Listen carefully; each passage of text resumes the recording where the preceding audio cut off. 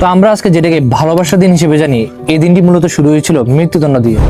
তো আমরা Valentine's day পালন করি, ঠিক আছে, কিন্তু এটার পিছনে যেটা রক্তাক্ত ইতিহাস আছে আমরা অনেকে এটা জানি না। তৃতীয় শতকে রোমান সাম্রাজ্যে একজন খ্রিস্টান যাজক ছিল যার নাম ছিল সেন্ট ভ্যালেন্টাইন। তখন রোমের সম্রাট ছিলেন সম্রাট ক্লেডিয়াস। তিনি ভাবতেন বিবাহিত পুরুষরা ভালো সৈনিক হতে পারেন এবং প্রেম মানুষকে দুর্বল করে দেয়, তাই তিনি যুবকদের বিয়ে নিশ্চিত করে দেন।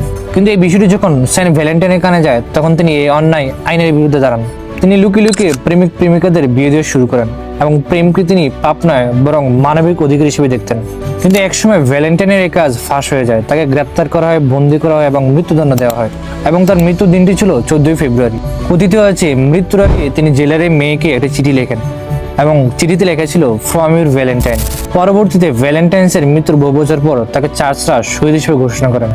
14 ফেব্রুয়ারিকে একটি স্মরণীয় দিন বানানো হয় এবং ধীরে ধীরে এই দিন প্রেম ও ভালোবাসার প্রতীক হয়ে যায়। তো আমরা আজকে যেটাকে ভালোবাসার দিন হিসেবে জানি, এই দিনটি মূলত শুরু হয়েছিল মৃত্যুদণ্ড দিয়ে।